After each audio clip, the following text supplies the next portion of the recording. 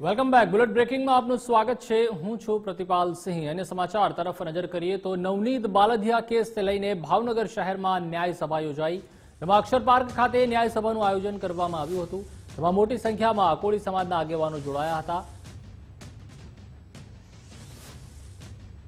25 દિવસ પછી સરકારશ્રીએ રસ લઈને નવનીતભાઈને ન્યાય અપાવવા પ્રયાસ કર્યો છે, તો એમાંથી સમાજના જે તે નેતાઓ છે એને સંતોષ થયો છે કે ગાંધીનગર બધા મિનિસ્ટરો ધારાસભ્યો ગયા હતા તો ધ્યાન આપ્યું, એટલા માટે બધા સંતોષ છે. પણ સમાજના ભાઈઓ બહેનોને પણ હજુ ક્યાંક એવું લાગે છે કે આખા કોળી સમાજને દોડાવ્યો, 25 દિવસ સુધી દોડાવ્યો છે, તો જે દોડાવનાર વ્યક્તિ કોણ છે એને પણ દોડાવવો જોઈએ, આવી એક ઈચ્છા રહી છે. એટલા માટે આ ન્યાય સભા થઈ રહી. આ કોઈ પાર્ટીની સભા નથી. સમાજના જે આગેવાનો આવ્યા છે એ બધા પાર્ટીઓના ખેસ ઉતારીને આવ્યા છે. માત્ર ને માત્ર કોળી સમાજનો ખેસ પહેરી અને માનદાતા મહારાને વેલનાથ બાપાના ફોટા બે જ લગાવ્યા છે. એટલે આ કોળી સમાજની સભા છે, ન કે કોઈ પાર્ટીની. તો ગાંધીનગરમાં અખિલ ભારતીય કોળી સમાજની કારોબારીની બેઠક પણ મળી. જેમાં બગદાણા વિવાદ વચ્ચે અખિલ ભારતીય કોળી સમાજની મહત્વની બેઠક. ગુજરાત સંગઠનની કારોબારી બેઠકમાં રાષ્ટ્રીય અધ્યક્ષ વિરેન્દ્ર કશ્યપ હાજર રહ્યા. રાષ્ટ્રીય હોદ્દેદારો સહિત અનેક કાર્યકર્તાઓ બેઠકમાં હાજર રહ્યા. અમે 1985 સાલથી ગુજરાત સરકારે નોંધ લીધી અને ત્યાર પછી બીજો જે ઇલેક્શન આવ્યું તેની અંદર આપણા 2 કેબિનેટ મિનિસ્ટર હતા અને 3 રાજ્ય કક્ષાના મિનિસ્ટર હતા. સમગ્ર ગુજરાતની અંદર હમણાં જ આપણે બધાએ કોળી સમાજની એકતા જોઈ છે. હીરાભાઈના અધ્યક્ષસ્થાનમાં આપણે બધાએ જે નવનીતભાઈ માટે જે ન્યાય માટે આપણે બધા જ આખો સમાજ એક થઈને જે દરેક લોકોએ જયારે બધા એક થઈને જયારે કામ કર્યું તો એનું રિઝલ્ટ પરિણામ પણ આપણને બધાને ખૂબ ટૂંક. આ તો ન્યાય અને અન્યાયની લડાઈ હતી અને આના નિમિત્ત બન્યા નવનીતભાઈ કે આટલા બધા ધારાસભ્યો ભેગા થયા, પ્રથમવાર ભેગા થયા હતા, આટલા ધારાસભ્યો અને મંત્રીઓ અને એક સાથે રજૂઆત કરીને પડઘા પડ્યા. આપણે સાચા હતા ને, આપણે કોઈ જો એક વાત સમજો, આપણા સમાજને ક્યારેય કોઈનું ખોટું નથી કરવું. આ સમાજની લડાઈ પણ નહોતી. લોકો જે વિચારતો હોય વિચારવા દેવાનું, એમાં અમારે કઈ તકલીફ નથી. પણ ભગવાન ન કરે ને ક્યારેય કોળી સમાજ પર ક્યાંક અન્યાય થાય તે જે રીતે હમણાં જે એકતા બતાવી ને એવી એકતા બતાવજો, એ અપેક્ષા તમારે કર્યા. 25 કરોડ કોળી છે આખા દેશમાં, 25 કરોડ કોળી, અને ગુજરાતમાં 3.25 કરોડ કોળી, તમામ પ્રકારની પેટા જ્ઞાતિ. આ તમે બધા જે જોઈ રહ્યા છો એ આ 70 વર્ષની મહેનત છે. 70 વર્ષ પછી આ સ્ટેજ પર આપણે બધા આવ્યા છીએ.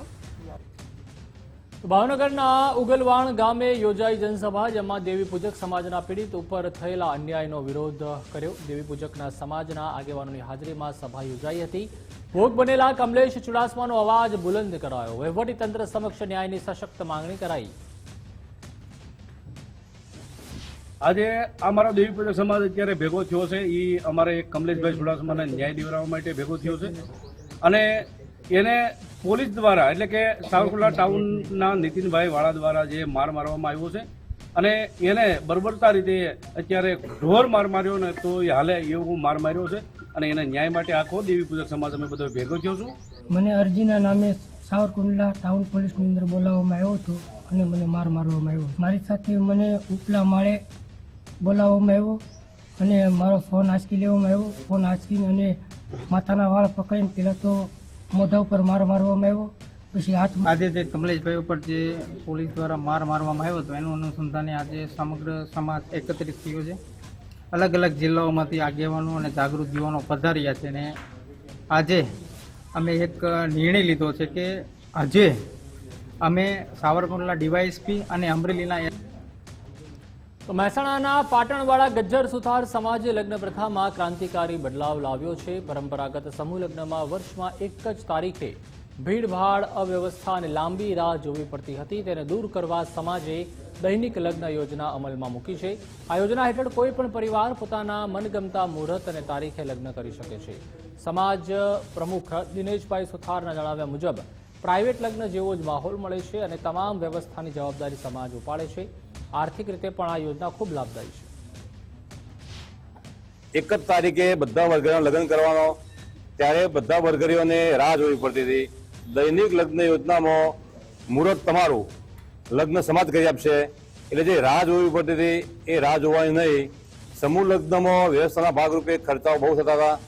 એમાં ભોજન ખર્ચો હોય, મંડપ ખર્ચો હોય। દૈનિક સમાજ યોજનાની જે પહેલ પ્રમુખશ્રી દ્વારા કરવામાં આવી છે, સમાજને અત્યંત લાભદાયી છે। પ્રથમ તો પહેલા કે વરવધુને દરેકને એવી ઈચ્છા હોય છે કે પોતાના દીકરાના લગ્ન એ પોતાની રીતે કરે અને પોતાના ઘર આંગણે પોતાના બાળકનો આ જે સ્વપ્ન છે એ પૂર્ણ કરે, પણ ઘણા મા બાપની આર્થિક પરિસ્થિતિ એટલી હોતી નથી કે જે આ ખ્વાહિશ પૂરી કરી શકે, પણ આ દૈનિક લગ્ન સમૂહથી એ ઈચ્છા એમની પૂર્ણ થઈ રહી છે।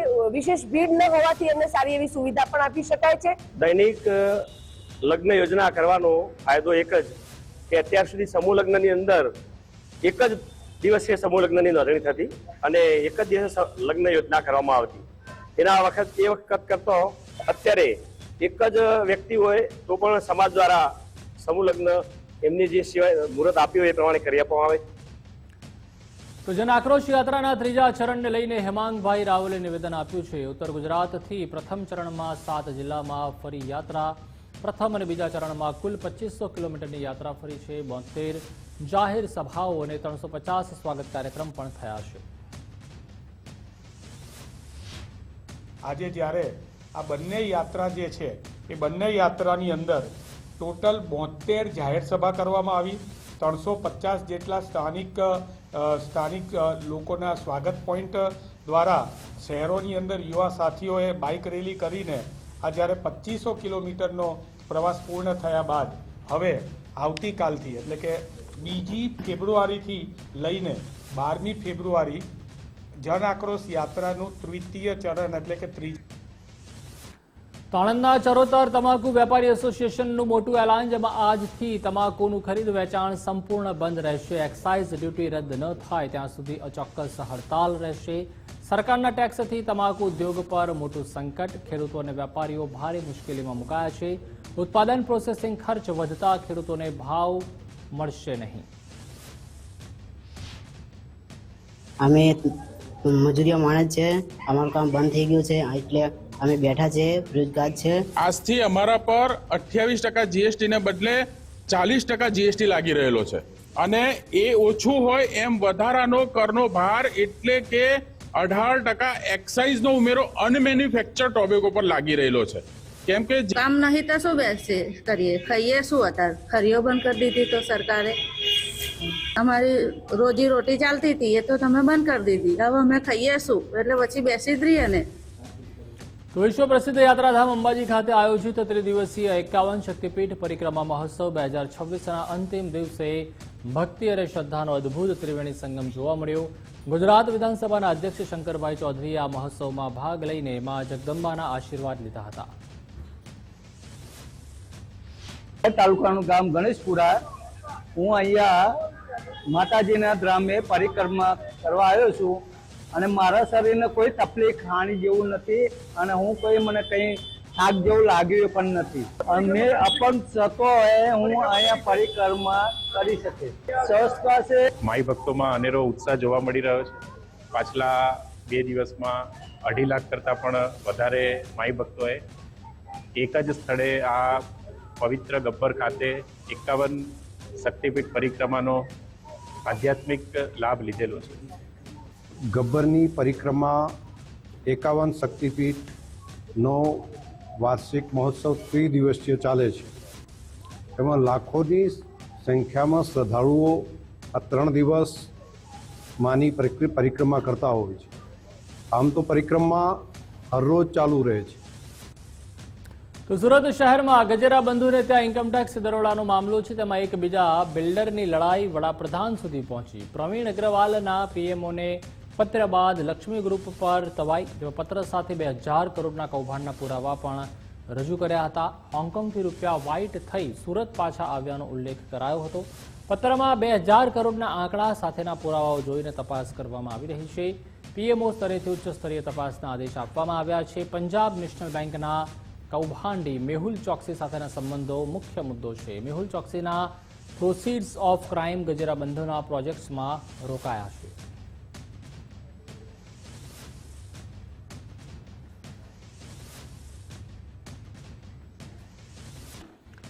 સુરતના ડિંડોલીમાં સગીરા સાથે અપહરણ બાદ દુષ્કર્મ કરવામાં આવ્યું, જેમાં લગ્નની લાલચ આપીને વિધર્મી યુવકે સગીરાનું અપહરણ કર્યું હતું. ડિંડોલી પોલીસ મથકમાં અપહરણ અને દુષ્કર્મનો ગુનો દાખલ થયો છે, જેમાં મોહમ્મદ રફીક નામના યુવકે સગીરાને પ્રેમ જાળમાં ફસાવી હતી, જેમાં મહોબાથી યુવતી મળી આવતા સમગ્ર બાબતે ભેદ ઉકેલાયો છે. લગ્નની લાલચ આપીને સગીરાને ટ્રેન મારફતે બિહાર મોકલી હતી. યુપીના મહોબા રેલવે સ્ટેશન પરથી પોલીસે સગીરાને બચાવી હતી. સગીર દીકરી જે છે એને વચ્ચે મહોબા જંકશન ખાતે રેલવે પોલીસ એને સંપર્કમાં આવ્યો અને એમણે થોડી પૂછપરછ કરી. એમને થોડું ડાઉટફુલ લાગ્યું અને દીકરીએ પણ એમને જણાવ્યું કે આ રીતનો જે ઘટના બની છે. તો દીકરી માઇનોર હોવાથી ત્યાં મહોબા જંકશન ખાતે રેલવે પોલીસે એમને ઉતારી દીધા અને પછી ડિંડોલી પોલીસ અને એમના પેરેન્ટ્સનો સંપર્ક કરેલો હતો. ત્યાંથી દીકરીને પછી એમના પેરેન્ટ્સ અહીંયા લઈ આવ્યા હતા અને આ જે દીકરી સાથે જે બળાત્કાર અને એનું અપહરણ કરીને લઈ ગયા હતા એ બાબતે ડિંડોલી પોલીસ સ્ટેશનમાં ગુનો દાખલ થયેલો છે. આરોપીનું નામ છે મોહમ્મદ રફીક મોહમ્મદ સુફાન અંસારી. ડીસા તાલુકાના ડીસાવડે રાવળ સમાજ દ્વારા સમાજ સુધારણાની દિશામાં મહત્વપૂર્ણ નિર્ણય લેવામાં આવ્યો છે. સમાજની વાડીમાં મળેલી બેઠકમાં ખોટા કુરિવાજો અને ફિઝુલ ખર્ચા બંધ કરી શિક્ષણ અને સરળ જીવનશૈલી તરફ આગળ વધવા માટે નવું બંધારણ ઘડવામાં આવ્યું છે. સગાઈ અને લગ્નમાં મર્યાદિત લોકો, દાગીના તેમજ ડીજે, હલ્દી રસમ પર પ્રતિબંધ મુકાયો છે. તો મામેરાની રકમ મર્યાદિત રાખવા તેમજ મરણ પ્રસંગે જમણવારનો ખર્ચ બંધ કરવાનો પણ નિર્ણય લેવાયો છે. સાથે જ શિક્ષણ માટે ફરજિયાત ફાળો નક્કી કરાયો છે. સમાજના આગેવાનોનું કહેવું છે કે આ બંધારણથી આર્થિક ભારણ ઘટશે અને સમાજમાં એકતા તથા શિક્ષણને નવી દિશા મળશે. અમે જે આજે બંધારણ બનાવ્યું ખાસ મુદ્દા એ છે કે લગ્ન પ્રસંગે અમારા જે ખર્ચા થતા હતા એ લગ્ન પ્રસંગે અમે ડીજે બંધ કર્યું છે. લગ્ન પ્રસંગે અમારું પ્રી વેડિંગનું અને જે હલ્દી રસમ હતી, મહેંદી રસમ હતી એ અને જે ફોટોગ્રાફ માટેની જે વસ્તુ હતી એ અમે અત્યારે સમાજમાં બંધ કરી છે. ડીજે માત્ર ને માત્ર લગ્ન પ્રસંગે માત્ર એમના ઘરે જે મોડો હોય તો એક દિવસ પૂરતું ચાલુ રાખીને બાકી બધા પ્રસંગોની અંદર જે ખર્ચા હતા એ ઘટાડ્યા છે. જે જૂની પ્રથાઓ હતી એ બંધ કરી અને નવા બંધારણમાં શિક્ષણ વિશે પૂરું પ્રાધાન્ય આપવામાં આવ્યું છે. નવા નિયમોમાં તો જે લગ્ન પ્રસંગે અમુક રિવાજો બંધ કરવામાં આવ્યા. ડીજે ઘેર વગાડી શકાય બરાબર અને જોણમાં લઈ ના શકાય, વરઘોડું બીજું ના કરી શકાય. સાથે સાથે હલ્દી રસમ, મહેંદી રસમ, બહારનું સિનેરીઓ વાળા pre wedding shoot, photo shoot આ બધું બંધ કરવામાં આવ્યું. સાથે સાથે ઘરે વિડીયો શૂટિંગ, ફોટોગ્રાફી કરી શકાશે, ઘરે ડીજે વગાડી શકાશે અને ઓઢમણાની પ્રથા સદંતરે બંધ કરવામાં આવી છે. જે આ કુરિવાજો હતા એ બંધ કરવામાં આવ્યા અને જે આ અમુક જે ખોટા ખર્ચા હતા એ તમામ બંધ કરી અને જે પૈસા હશે તેના શિક્ષણ પાછળ ખર્ચવામાં આવશે. આજ હાલે જે બીજી છે સમાજની રોલમાં એ રીતે અમે પેલામાં આવીએ શિક્ષણ તરફ એ રીતે અમારું પ્રયાસ છે. ત્યારે દેખ દેખાડાની અંદર પ્રી વેડિંગ હોય કે પછી ડીજેની સિસ્ટમ હોય કે પછી હલ્દી રસમ હોય, અલગ અલગ રસમોની પાછળ જે ખર્ચો થતો હતો એ ખર્ચ ઘટાડી અને એને પણ જે સામાન્ય સમાજો અને અન્ય સમાજો છે એમની હરોળની અંદર શિક્ષણમાં અમારો સમાજ પણ આવે એ માટેના પ્રયત્નો થયા. જેની અંદર જેમ કે વિડીયોગ્રાફી, ફોટોગ્રાફી હોય તો એ ઘરની અંદર જ ચાલુ રાખવાની અને જાન આવે ત્યારે પણ ચાલુ રાખવાની. જેમ કે મામેરાની અંદર આપણે જોતા હતા દેખાદેખાની અંદર જે ખર્ચા થતા હતા જેની અંદર આમ કહેવાય કે અઢળક ખર્ચા થતા હતા એમાં પણ સમાજે એક સમરસતા રાખી અને સમાજને અને અન્ય લોકોને પણ પોસાય એ રીતે બંધારણ બનાવવામાં આવ્યું. તો ડૂબતા યુવાન માટે દેવદૂત બન્યા છે ફાયર બ્રિગેડના જવાનો, જેમાં મહેસાણાના ઊંઝામાં તળાવમાં ડૂબી રહ્યો હતો આધેડ. ગણતરીની મિનિટોમાં જ ફાયર બ્રિગેડના જવાનોએ રેસ્ક્યુ કર્યું. તળાવમાં ડૂબતા 47 વર્ષીય આધેડને સહી સલામત બહાર કાઢવામાં આવ્યા. બપોરે 2:40 ઊંઝા ફાયર વિભાગને કોલ મળ્યો હતો. કોલ મળતા જ ફાયર વિભાગની ટીમ ત્વરિત ઘટના સ્થળે દોડી આવી હતી. તળાવમાં ડૂબી રહેલા આધેડનું ફાયર વિભાગે રેસ્ક્યુ કર્યું હતું. ભારે જહેમત બાદ ફાયર વિભાગે ડૂબતા આધેડને બચાવ્યા હતા. તો સુરતના અલથાણ ભટારમાં મહિલા ટ્રેક્ટર નીચે આવી ગઈ હતી, જેમાં નિર્માણાધીન કન્સ્ટ્રક્શન સાઇટ પરનો આ બનાવ છે, જેમાં રિવર્સ લેતી વખતે મહિલા ટ્રેક્ટર નીચે આવી ગઈ. મહિલાનો ચમત્કારિક બચાવ થયો. મહિલાને સામાન્ય ઈજા પહોંચી છે. સમગ્ર ઘટનાના સીસીટીવી પણ આવ્યા છે.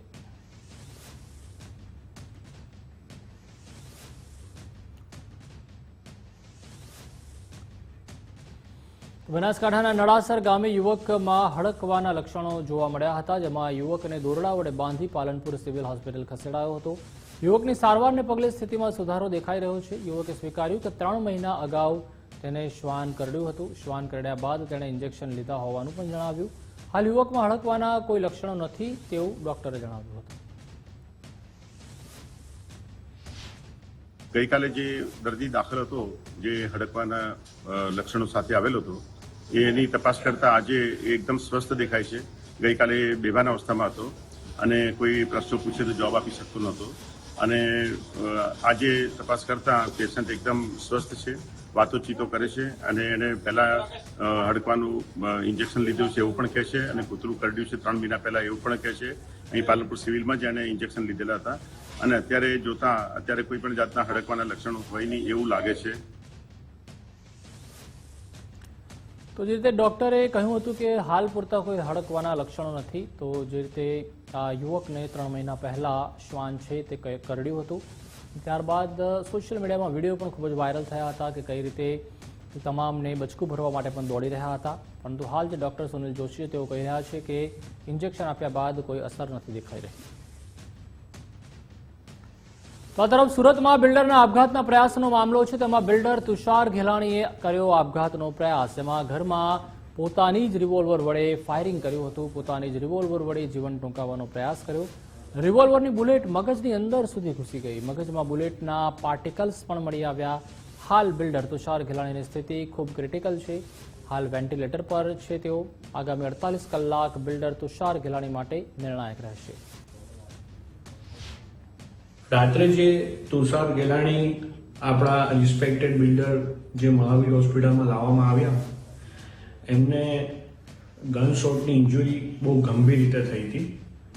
એમાં મગજના ડાબાવાળા ભાગમાંથી બુલેટ નીકળીને જમણાવાળા ભાગ સુધી પહોંચી ગયેલી છે, અને એ બુલેટ્સના પાર્ટિકલ પણ મગજના વિવિધ જગ્યા પર પહોંચી ગયેલા છે. એને કારણે મગજમાં ખાસો એવો સોજો ડેવલપ થઈ ગયો છે. અત્યારે હાલત બહુ ગંભીર છે. એમને વેન્ટિલેટરનો સપોર્ટ આપવામાં આવી રહ્યો છે, અને બીપીથી લઈ પલ્સનો સપોર્ટ પણ હાઈ ડોઝમાં ચાલી રહ્યો છે. પરિસ્થિતિ ખાસી ગંભીર છે. અમે ડૉક્ટર લોકો મેક્સિમમ બની રહ્યા એટલો પ્રયત્ન કરી રહ્યા છે કે એમનો જીવ બચી શકે. બાકીનું આગળનું 24 થી 48 કલાક જેવું જાય પછી આઈડિયા આવશે કે આપણે કઈ દિશામાં જઈશું. તો બિલ્ડર પુત્ર ઋષભ પટેલ આત્મહત્યાનો સમગ્ર મામલો છે, તેમાં ઋષભ પટેલના ન્યાય માટે કેન્ડલ માર્ચ યોજાશે. આગામી 5 ફેબ્રુઆરીએ યોજાશે કેન્ડલ માર્ચ. ઋષભ પટેલને ન્યાયની માંગ સાથે કેન્ડલ માર્ચ યોજાવાની છે. અત્યાર સુધી 1ની ધરપકડ કરવામાં આવી છે, જ્યારે 3 આરોપી ફરાર છે. ગાંધીનગર પોલીસ તપાસ કરી રહી છે. તો ભરૂચ અંકલેશ્વર જૂના બોરભાઠા ગામે મહિલાની હત્યા કરવામાં આવી હતી, જેમાં રામસિંહ વસાવાએ લાકડીથી હત્યા કરી હોવાનો આરોપ છે, જેમાં આરોપી રામસિંહ હત્યા બાદ ફરાર થઈ ગયો હતો. મૃતકના દીકરાએ પોલીસને ઘટનાની જાણ કરી હતી. 40 વર્ષીય વિધવા જયાબેન રાઠોડની હત્યા થઈ છે. પોલીસે હત્યાનો ગુનો નોંધી વધુ તપાસ હાથ ધરી છે. તો ભિલોડાના ધારાસભ્ય અને મંત્રી પીસી બરંડાએ સીએમને પત્ર લખ્યો છે, જેમાં ભિલોડા ખાતે ફાયર સ્ટેશન બનાવવા પત્રમાં માંગ કરાઈ છે. હાલ ભિલોડા ખાતે ફાયર સ્ટેશનના અભાવે પડી રહી છે મુશ્કેલી, જેમાં આપત્તિ સમયે અન્ય તાલુકા ઉપર રહેવું પડે છે નિર્ભર. ફાયર સ્ટેશન બને તો આગ સમયે ઝડપી કાર્યવાહી થાય છે.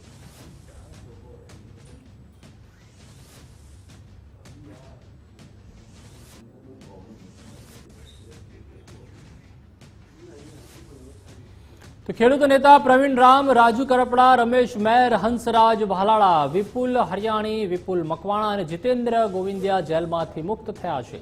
આપ નેતાઓ ઈસદાન ગઢવી તેમજ હેમંત ખવા અને અજીત લોખીલ સહિતના નેતાઓએ તેમનું સ્વાગત કર્યું હતું.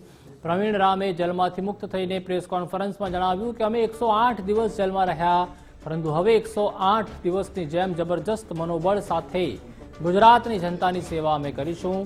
બોટાદ ખાતે મોટું ષડયંત્ર થયું. અમે ખેડૂતોની જે લડાઈ શરૂ કરી છે તે અટકવાની નથી. તેમણે એવું પણ ઉમેર્યું કે હું જેલમાં જઈને વધુ મજબૂત બન્યો છું. ઈસુદાન ગઢવીએ જણાવ્યું કે પ્રવીણ રામ અને રાજુ કરપડાએ 54 લાખ ખેડૂતોના અવાજને બુલંદ કર્યો છે.